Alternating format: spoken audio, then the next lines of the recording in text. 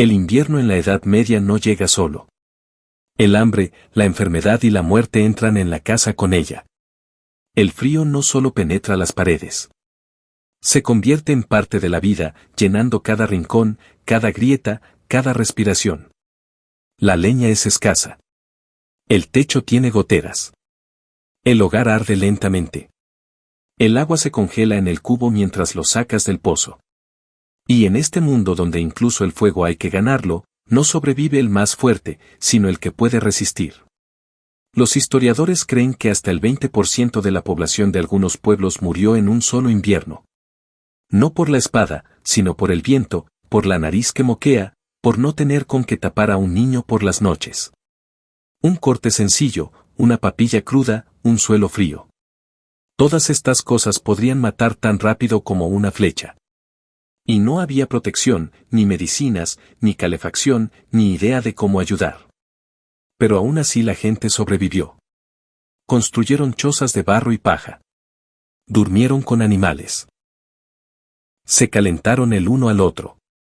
Se repartieron los últimos montones de leña. Quemaron, cocinaron nabos, rezaron. Experimentaron el frío, el hambre, el miedo, el escondite en chozas oscuras, rodeados de humo, hollín y la esperanza de que la primavera llegaría después de todo. Este video no trata de heroísmo. Es una reconstrucción de la vida cotidiana en la que cada día es una batalla por el calor, por una cucharada de avena, por la supervivencia. Lo que comían, lo que vestían, cómo los trataban, cómo decidían quién debía vivir y quién no podía salvarse. ¿Qué decisiones se tomaron de noche a la luz de las brasas? ¿Qué los salvó cuando todo lo demás no funcionó? Míralo hasta el final y verás de qué estaba hecho realmente el invierno en la Edad Media. Ni nieve, ni miedo, ni sal, ni paciencia, ni silencio. En un mundo donde cada día depende del clima y de las cosechas, el invierno se convierte en el principal enemigo. A principios de la Edad Media, el frío no era una molestia estacional sino una pesadilla que le arrebataba todo a la gente. Fuerza, salud, alimento, esperanza. El invierno no llega según lo previsto. A veces temprano con humedad y vientos helados en octubre. A veces se prolonga hasta finales de marzo. Y cada nuevo día helado es un desafío que solo se puede afrontar con resistencia y preparación. Los campesinos viven en chozas hechas de paja y arcilla con techos cubiertos de paja o césped. Estas casas no mantienen el calor.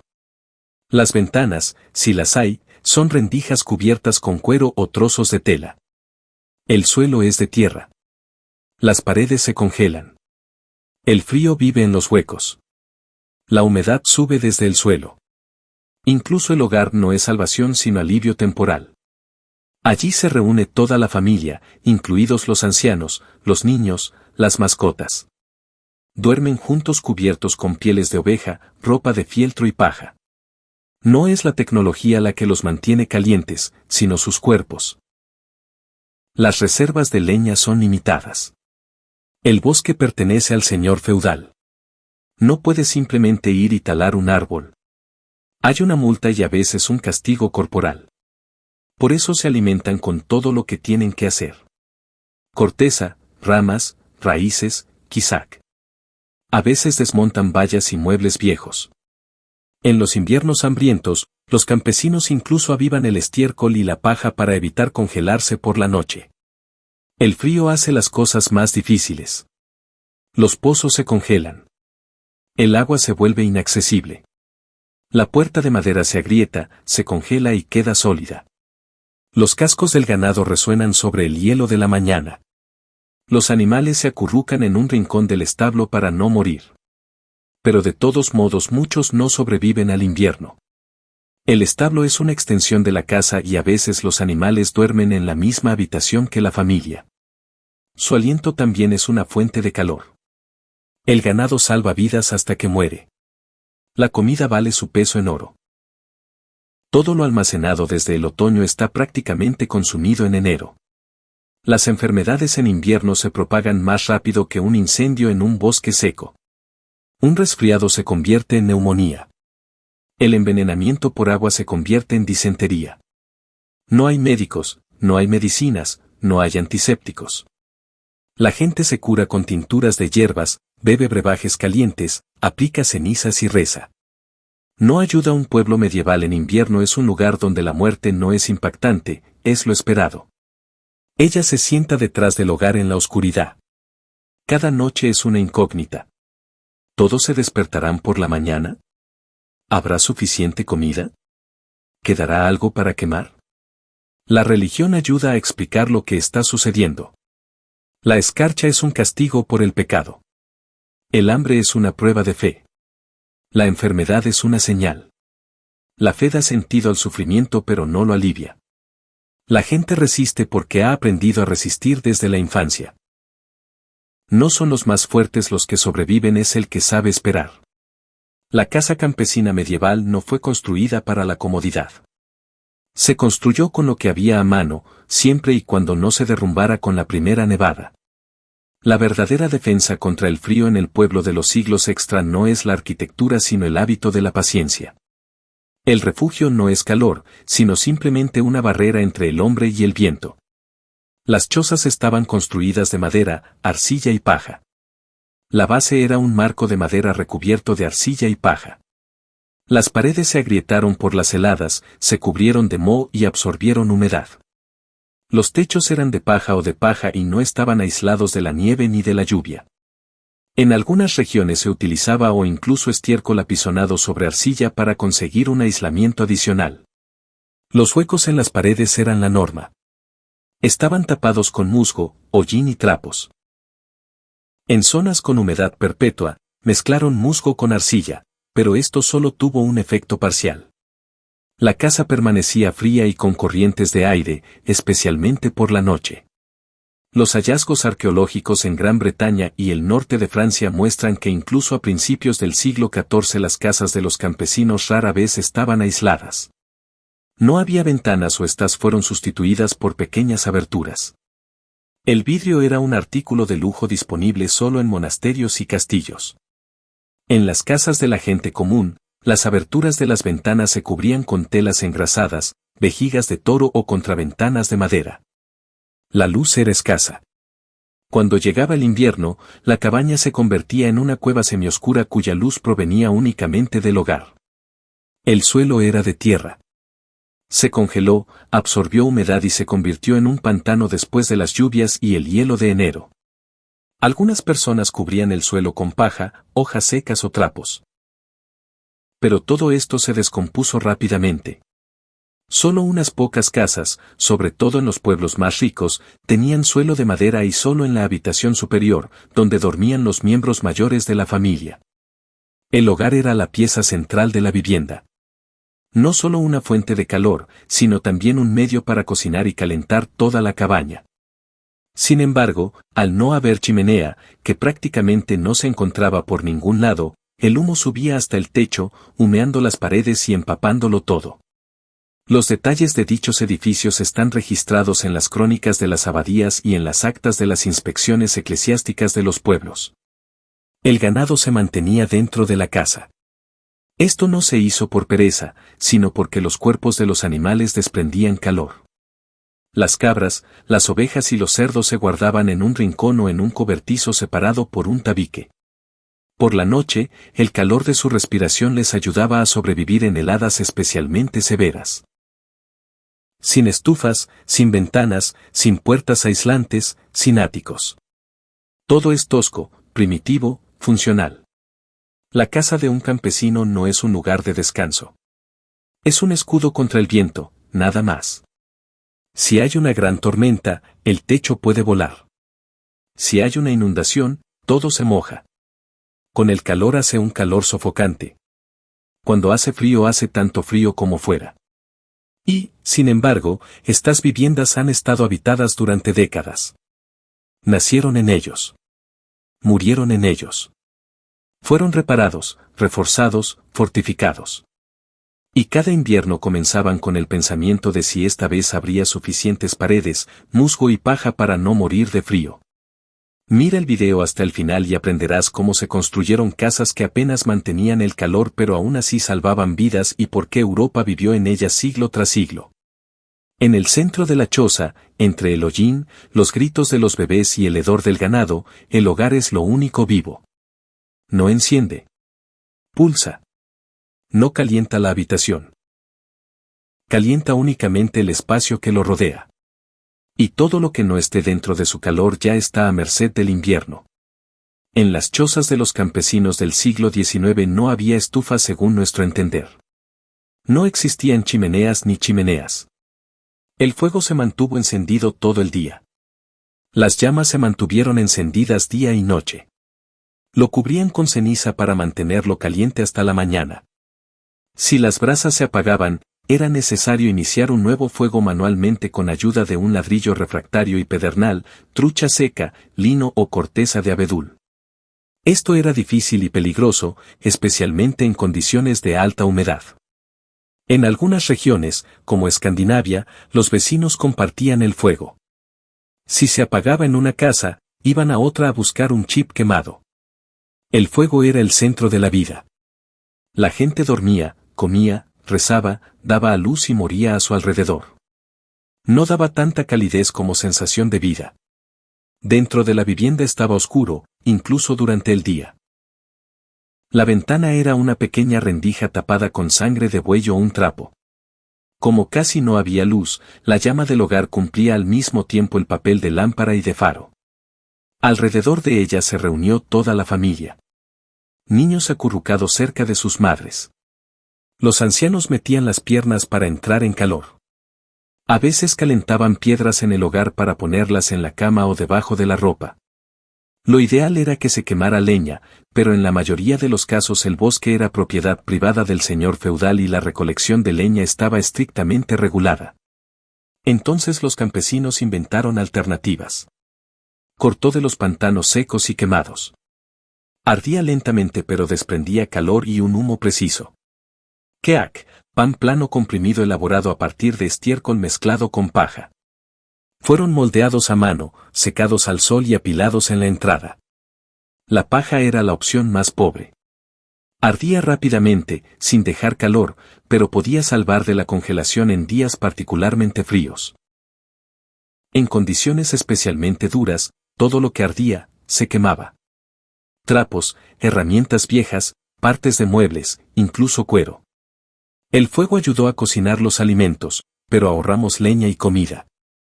En una olla cocinaron sopa de pescado, gros, algunas verduras de raíz y agua. A veces le ponen un hueso. La comida era líquida para que no se quemara y no requiriera un fuego prolongado. A veces hervía el agua solo para calentarse. El hogar era un lugar de poder literal y místicamente. Estaba vigilado. Existía la creencia de que la casa en la que se había producido el incendio estaba condenada. Antes de salir al campo, dejaron en él una chispa viva. En algunas regiones, se creía que los espíritus de los antepasados vivían en el fuego y que el hogar era el límite entre los vivos y los muertos.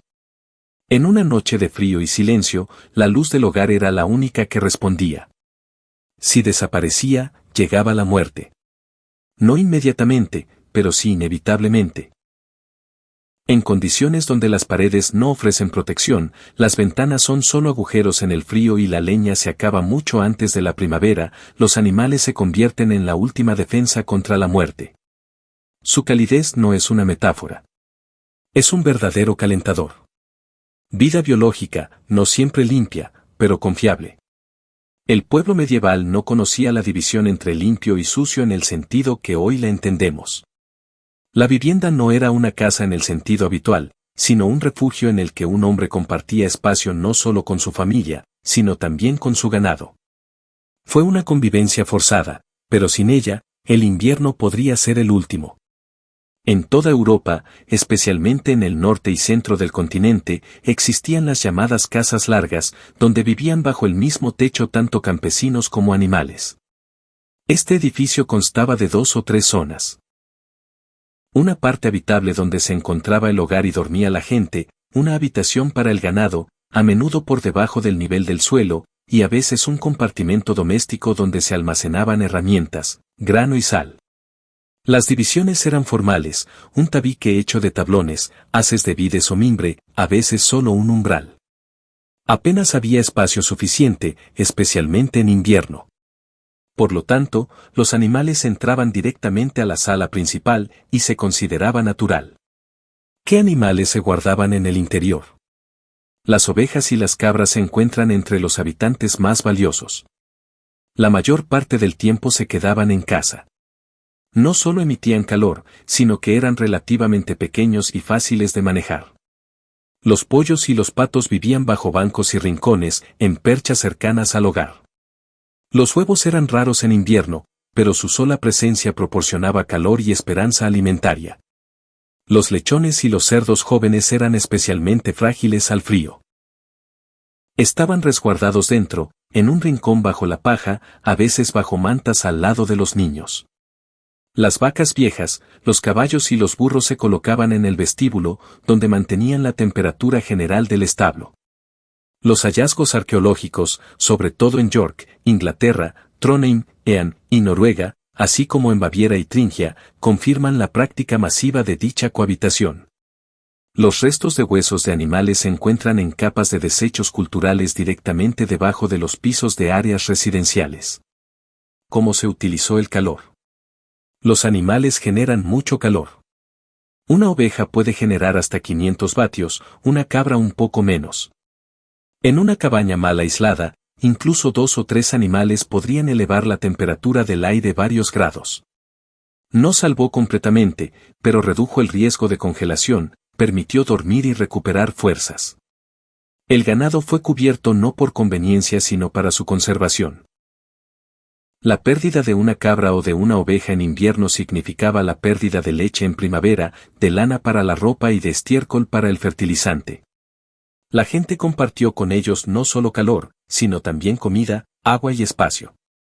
La suciedad, el olor y los parásitos eran compañeros constantes. La vivienda estaba llena de olor a estiércol, lana, sudor, paja y humo del hogar. Pero no se consideró algo vergonzoso. Fue normal. A veces algún animal moría de enfermedad en la misma casa y no podían sacarlo de inmediato. La escarcha lo cubrió todo. El cuerpo fue dejado en un rincón hasta que se calentó. En este mundo la muerte también es vecina. Parásitos, pulgas, piojos y garrapatas que se transmiten del ganado a los humanos y viceversa. Pero también se percibía como una parte natural de la vida cotidiana. Lo principal es la calidez. Todo lo demás es tolerable. Esta cohabitación creó un ecosistema biológico donde cada cuerpo aportaba energía adicional. Las personas y los animales se calentaban unos a otros, especialmente durante la noche. Los niños se quedaron dormidos apoyados en la cabra. Los ancianos cubrieron a un lechón con un manto de lana. En la oscuridad se oía una respiración pesada, humeante, viva. Así que otra noche había pasado. Cuando la leña se acaba a mediados del invierno y las paredes no consiguen retener el calor, la ropa se convierte en la última barrera entre el cuerpo y el frío. En los pueblos de los siglos X y XIV, no tenía nada que ver con la comodidad ni con la estética. Era una armadura construida con todo lo que no se deshacía, no se descomponía, no se quemaba. No fue cosido. Fue ensamblado pieza por pieza. A veces a expensas de una vieja camisa de funeral, a veces a partir de trozos de arpillera encontrados en el granero. Ambos podrían salvar una vida. La lana es el material básico. Es espinoso, pesado y áspero. Fue hilado a mano con lana de oveja. Fieltrado, golpeado, cocido, a veces teñido en colores terrosos y apagados. En el norte de Europa no solo se utilizaban pieles de oveja, sino también de cabra, de perro y, a veces, restos de antiguos forros de piel. Ni forros de lino, ni tela de algodón, solo lo que había a mano. Estos materiales fueron cosidos con hilos primitivos de fibras vegetales, arneses de lana, venas de animales, y toda esta construcción rápidamente se mojó, se rompió, perdió su forma. Pero no lo tiraron y lo repararon hasta el último hombre. Cuando hacía frío, el campesino vestía lo que tenía. Se ponía una camisa de lino, luego una túnica de lana, luego una capa gruesa, a veces un manto, a veces una piel de media becerro color canela si se conservaba de años anteriores. Bajo la ropa se metían paja, lana de oveja y trozos de tela. Algunas de las prendas inferiores no fueron lavadas durante años para no destruirlas. Los usaron hasta que la cosa literalmente comenzó a desintegrarse en sus manos. El calzado era un problema. Solo los campesinos más ricos podían tener botas de cuero, y aún así, no en todas las estaciones. La mayoría llevaba zuecos caseros, botas de cuerda y lápices. Ponen hierba seca o paja en el interior para reducir el frío y proporcionar algo de amortiguación. Pero todo se mojaba rápidamente, sobre todo si la nieve se derretía. La congelación en los pies era común. La gente perdió los dedos de los pies, pero siguió trabajando. Los zapatos repintados pasaban de padre a hijo. Los niños fabricaban zapatos temporales a partir de pieles cocidas en ceniza. Primitivo, tosco, pero suficiente para llegar al pozo y no congelarse. La ropa nunca fue cambiada, en ellos dormían, comían, trabajaban, eran enterrados y morían. Un derclo en el sentido moderno no existía. Uno se ponía una camisa si había una. Todo lo demás estaba en la cima. Se los quitaban solo en caso de enfermedad o muerte. A veces la ropa era literalmente cortada del cuerpo. Tanto es así que quedaron incrustados en la piel. En invierno, se convertía en una segunda piel, calentando y envenenando al mismo tiempo. En él se acumulan parásitos, excrementos, moho y pulgas. Las pieles eran raras en las clases bajas. La piel de oveja era el límite de los sueños. A menudo se utilizaba solo una parte de la piel, cosiéndola sobre una tela desgastada en el interior para mantener el calor. Sin decoración, sin estilo. A veces, el pelaje era viejo, con zonas calvas y zonas sin pelo con olor a humedad, pero aún así los mantenía calientes. La ropa era común. Capas, camisas y capas se transmitían de generación en generación. A los niños les cosían ropa de adultos, la dobladillaban, la ataban y la ceñían con cinturones. En algunos pueblos incluso había ropa de repuesto que se recogía y guardaba en caso de que alguien se quedara sin ropa. Eran agujeros con mangas, pero era una oportunidad de sobrevivir. La ropa en sí no era solo una protección sino también un indicador de posición. Quien tenía más capas vivía mejor. El que tenía parches nuevos, sus vecinos lo ayudaban. Quien tenía guantes de cuero y no de trapo sobrevivió la última temporada. No calentaba como las telas modernas. Pero fue creado para un mundo donde no había ropa interior térmica, ni aislantes, ni materiales sintéticos, ni calor del radiador. Fue hecho para un mundo donde no morías.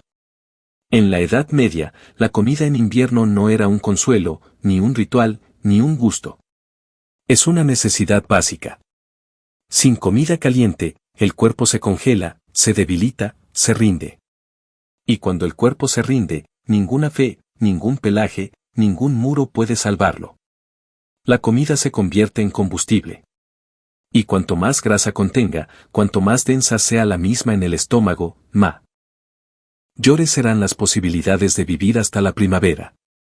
Los campesinos no tenían una dieta variada. La dieta era limitada y se preparaba mucho antes de la primera helada. En otoño se secaba todo lo que se podía conservar. Seco, enterrado, colgado bajo el techo. No fue exceso, fue miedo. Porque el invierno es siempre lo desconocido. La hambruna podría llegar de repente. Los cultivos podrían pudrirse en el sótano. La carne en conserva podría echarse a perder. Un grano dañado y los ratones se comerían el saco durante la noche. Y ahí fue cuando llegó el verdadero problema. La base de la dieta era papilla con agua. Cebada, centeno, avena, todo lo que no estuviera sujeto a impuestos. Hervían las gachas, les añadían hierbas secas, nabos y, a veces, un hueso viejo para que perdieran la grasa. El caldo estaba turbio, salado y ahumado. Toda la familia lo comió de un solo plato. Un cucharón para todos. Los ancianos obtuvieron más. Los niños recibieron una cucharada en círculo. Los nabos son el principal producto del invierno. Se almacenaba en sótanos dentro de fosas subterráneas cubiertas con ceniza o paja. No se cocinaba hasta que estuviera blando, Simplemente se guisaba en cenizas o se arrojaba a un caldero. A nadie le gustó, pero salvó a todos. El turno al plato estaba en todas las casas, en todas las sopas y en todos los relatos problemáticos. También fue así en todos los casos de salvación. La carne en conserva está hecha de carne de cerdo, de cabra y, a veces, de res. Fue preparado en otoño. La carne se picaba, se salaba y se metía en barriles. Pero el barril rara vez se abría, solo en días festivos o cuando alguien moría de debilidad. Un trozo de carne podría ser la comida principal de la semana. No se comió entero, lo pusieron en un caldero para esparcir el olor por toda la casa. Sacaron la carne, la cortaron y la dieron a los más necesitados. La grasa y la manteca de cerdo son más valiosas que la plata. Quien tenía un frasco de ghee era rico. Lo frotaban sobre el pan, lo derretían en sopa, lo añadían a las gachas. Sin ella la comida no estaba caliente. Los alimentos ricos en grasas mantienen el cuerpo en tono. Una cucharada más y podrías ir al campo. Una cucharada menos y el día transcurrió entre escalofríos y somnolencia. El pan no era algo que se pudiera cortar. Era duro, oscuro, hecho de harina con impurezas de ceniza, paja y polvo de huesos. Fue secado deliberadamente. Luego se puso en remojo. A veces lo ponen en la sopa como espesante. Una vez a la semana horneaban un pan plano sobre la piedra del hogar. Crujiente en los dientes, olía a humo, pero alimentaba. La sal se utilizaba con moderación. Era necesario para salar, no para dar sabor. Los alimentos salados se conservaban durante más tiempo, por lo que tenían una oportunidad. No había ninguna especia. A veces añadían ajo seco, cebolla, eneldo, pero más a menudo comíamos lo que teníamos. Amargo, agrio, monótono. La leche casi estaba desapareciendo. En invierno las vacas estaban mal ordeñadas. Si lo hicieron, se utilizó para productos lácteos fermentados. Tobaza, requesón y ocasionalmente queso. El queso era duro, salado, frotado y raspado para añadirlo a las gachas. Los huevos de gallina son raros. Las gallinas no ponían bien. Si se encontraba un huevo, era como un regalo. Se le dio a una persona enferma o a un niño. A veces se diluía con agua y se añadía a la masa para hacerla un poco más suave. Las raciones estaban estrictamente distribuidas. Los mayores comían más porque trabajaban. Los más pequeños comieron lo que sobró. Las mujeres a menudo renunciaban a su parte en favor de los niños. Los ancianos solo comían una vez al día. El cabeza de familia lo decidía todo. Él distribuyó las raciones. No se permitió llevar extra. Una distribución equivocada podría costar una vida en primavera. La comida siempre escaseaba, incluso en los mejores inviernos. Cuando tenían hambre, comían de todo. Corteza de árbol, raíces de boj, cuero viejo. Los casos descritos en las crónicas hablan de hervir zapatos, comer musgo y remojar en granos rancios. En algunos pueblos comían gachas de harina enmohecida cocidas en agua. La gente no comía por el sabor. Lo comieron para calentarse. La comida no sació. Simplemente permitió que el cuerpo se moviera un poco más. No caer en la nieve, no quedarse dormido en la oscuridad, no morir mientras duermes. Mira el video hasta el final y aprenderás cómo la comida se convirtió en salvación. ¿Y por qué en la Edad Media no era el hambre lo que primero mataba, sino la anticipación del hambre? Mientras haya sopa cocinándose a fuego lento en la casa, el invierno aún no ha ganado. Cuando el cuenco está vacío, comienza la verdadera lucha. Cuando el fuego se apaga en la cabaña, el invierno muestra su verdadero rostro. Sin un hogar, todo lo que te rodea rápidamente deja de ser un hogar. La planta baja se congela. El aliento se convierte en vapor. Los tejidos se vuelven tan helados como la corteza de los árboles. Y lo único que puede salvarnos de esta fría oscuridad es el fuego. Pero para que el fuego viva, hay que alimentarlo. En la Edad Media la leña no llegaba en carreta por la mañana. No se vendieron en la puerta. Cada rama fue el resultado del esfuerzo, el cálculo y el miedo. Porque un día, casi siempre en enero, se acaba la leña. En verano nadie piensa en las heladas. En otoño sí, pero no tienen tiempo. Hay demasiado trabajo. Campos, cultivos, ganado, cosecha. Y para el invierno hay que pagar con lo que el tiempo nos permite ahorrar.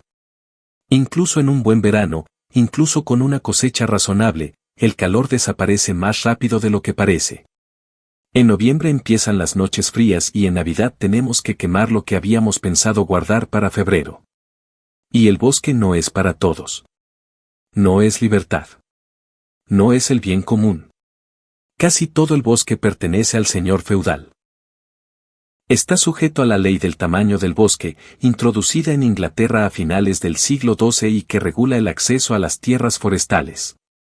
Y no solo allí, en Francia, Alemania, Polonia, el mismo sistema, incluso recoger ramas secas en un bosque ajeno podía acabar en multa, destierro o castigo con el látigo. Talar un árbol vivo se castigaba con la muerte por robo. Así pues, los campesinos se las arreglaban con lo que no estaba prohibido o no se podía rastrear. Madera seca, ramas muertas, restos de raíces. Todo fue recogido antes de que nevara, se secó bajo el cobertizo y se apiló a lo largo de la pared. A veces justo debajo del techo de paja para proteger la madera de la lluvia. Pero no fue suficiente. Entonces buscaron un reemplazo y lo encontraron.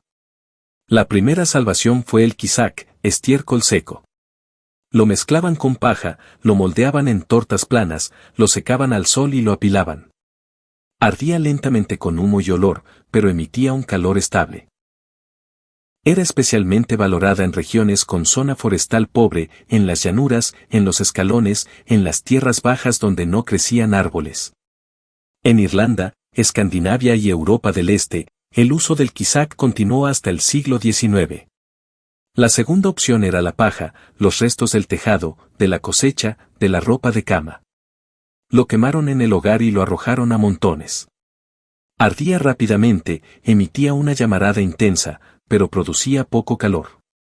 Se utilizaba como leña o como fuente de luz y vapor a corto plazo.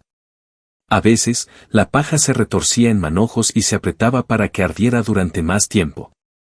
La tercera fuente de calor eran las raíces y la corteza.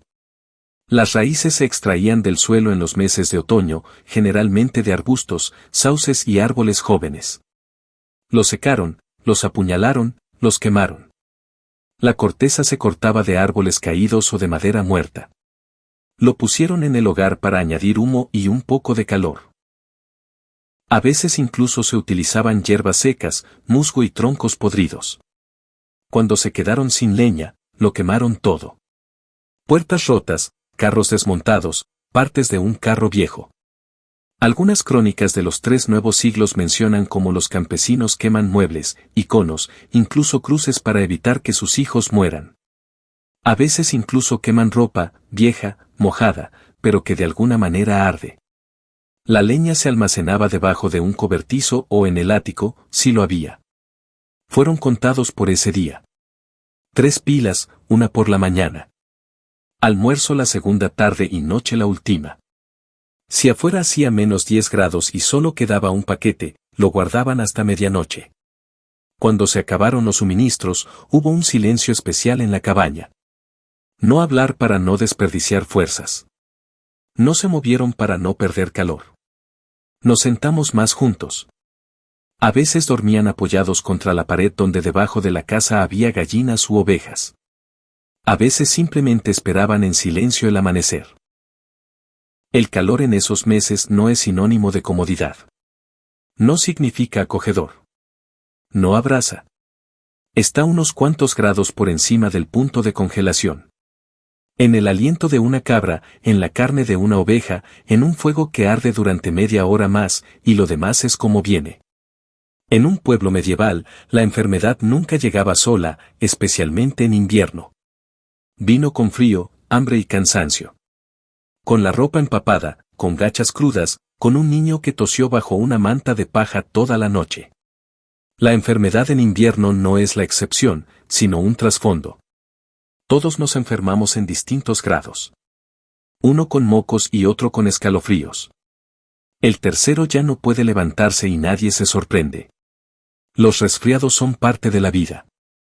Pero en condiciones donde no hay calor, agua limpia, descanso ni ayudas básicas, incluso un resfriado puede convertirse fácilmente en una sentencia de muerte. Sin jabón, sin pastillas, sin líquido, ni siquiera la noción del lavado habitual. No hay suficiente agua ni siquiera para beber.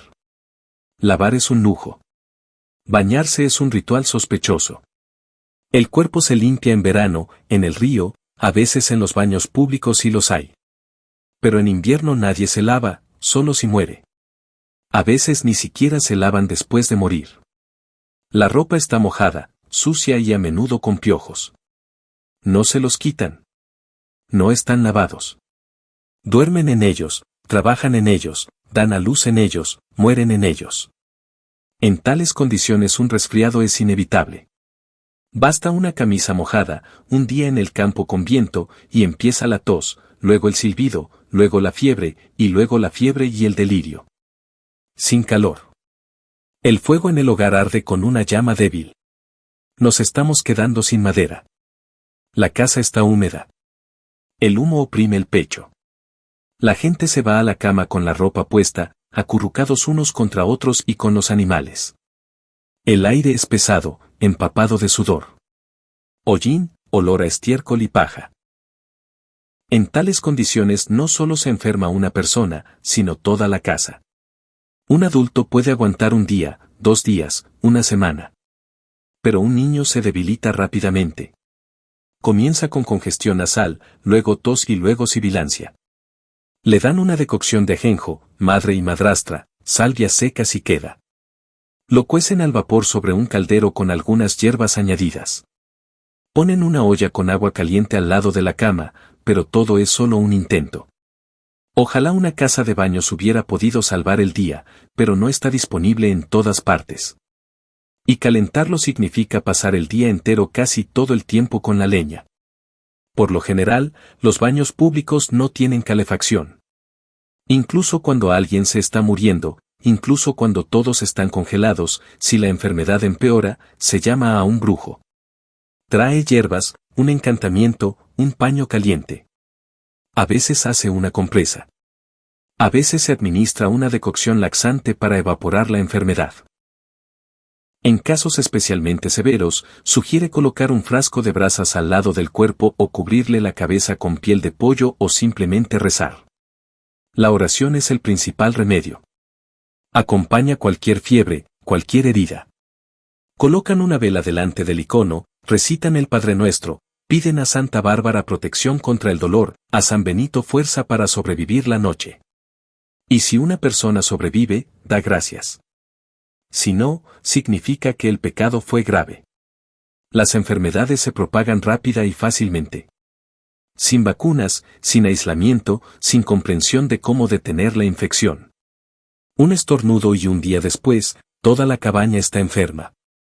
Una semana después, toda la calle, 2 semanas después, todo el pueblo. Un resfriado se convierte en neumonía, bronquitis y luego en la muerte. A los muertos los sacan enseguida, antes de que se congele la tierra, antes de que se endurezca el cuerpo, sin ataúd, con chal, con paja. A veces se entierra en el huerto si el cementerio está lejos. A veces no lo entierran inmediatamente.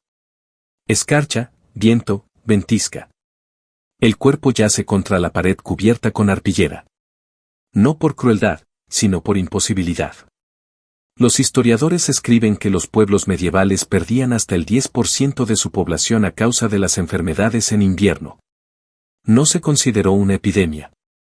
Se consideró un invierno duro. Los bebés en particular murieron. Luego los ancianos, luego las mujeres, especialmente aquellas que ya estaban débiles por el parto o el hambre. Y aún así los campesinos no lloran. No se arrancan el pelo. No maldicen su destino porque es parte de la vida cotidiana. La enfermedad en invierno no es una tragedia. Es un mecanismo, un ciclo, una señal. En las condiciones de un invierno medieval, cuando las paredes no retienen el calor, la madera escasea, la comida está casi consumida y el cuerpo tiembla incluso bajo 2 capas de ropa. Una persona se mantiene viva no a costa de su fuerza, sino a costa de otras personas. Uno no sobrevive. Uno está muerto, solo que aún respira. No hay espacio privado dentro de la cabaña. Hay una sala común donde arde un fuego débil y yace una estera de paja. Todos duermen juntos. Padres, niños, ancianos, bebés, todos acurrucados juntos bajo lo que queda de la manta de lana. El calor no es una chimenea, ni un horno, ni una piel. Es un respiro. Es una mano.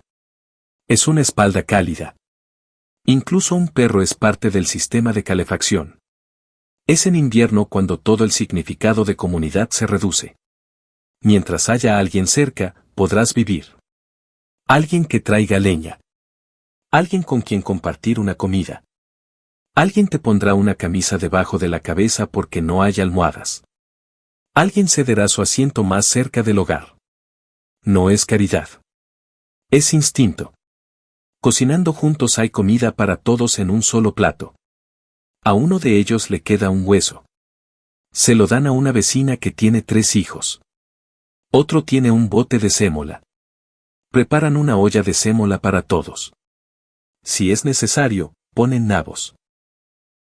Intercambian no como comerciantes sino como compañeros. Hoy tú, mañana yo.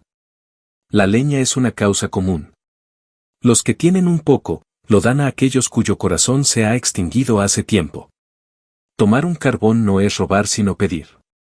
A cambio una jarra de agua o medio pan plano. Los campesinos entendieron que si la choza vecina se congela será su turno.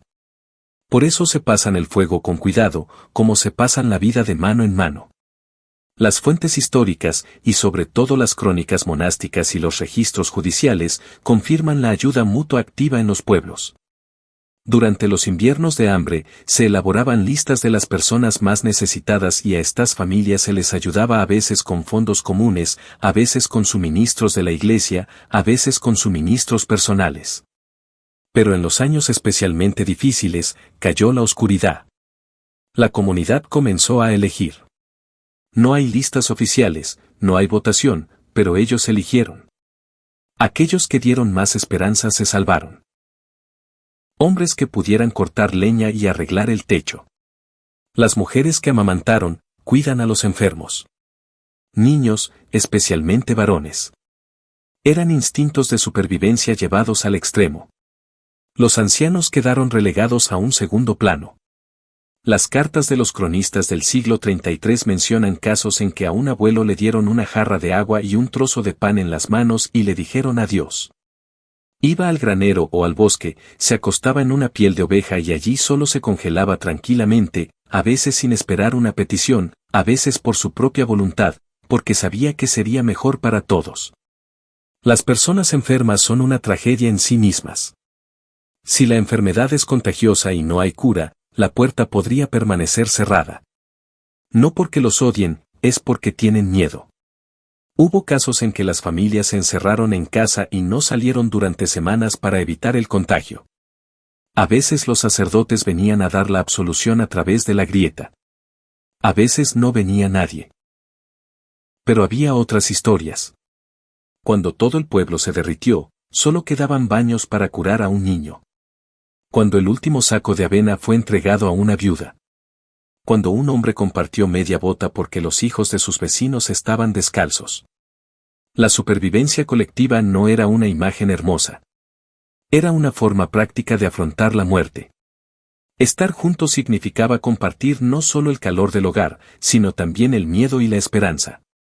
Esperanza de que llegara la primavera, de que volviera la comida, de que las gallinas volvieran a poner huevos, de que hubiera vida, al menos algo de vida. La comunidad era un organismo vivo. Un estornudo y todos escucharon. Uno murió y todos cavaron un hoyo. Una persona fue salvada, todos dieron gracias. No era democracia. No era socialismo. Era un sistema primitivo pero eficiente de intercambio de vidas.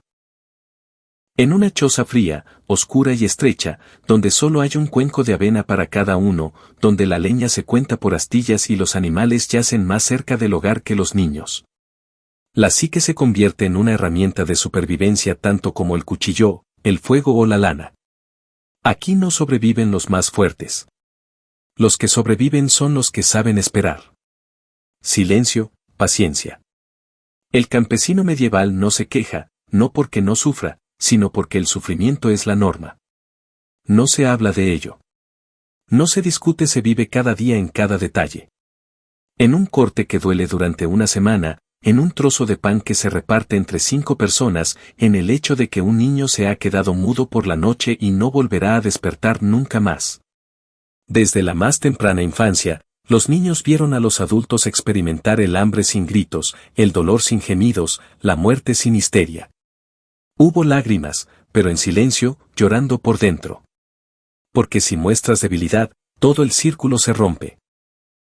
Y el círculo es una familia. Es un pueblo. Es un hogar.